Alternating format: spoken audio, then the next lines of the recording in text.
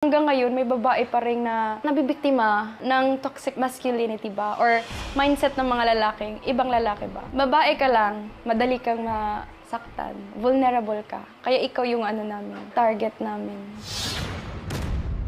Meron bang dapat gawin ang mga babae para mas maging ligtas sa pampublikong mga lugar? Kung yung attack circular, so panangga natin is yung forearm. Yung freehand naman natin, pasuntok, tapos groin kick ulit. So, sangga mo ng forearm, suntok sa muka, sipa sa groin. Yun. Okay, tapos takbo na. Isipin na maliit lang tayo, huwag niyong isipin yung mga stereotype na mas malakas yung lalaki. Kasi I believe nga may ikakatapat yung mga lakas ng babae sa mga lalaki. Kadalasan, ang karahasan at pang-aabuso, walang pinipiling biktima. Anumang edad, anumang itsura. At ang kasalanan, wala sa biktima, kundi nasa salarin.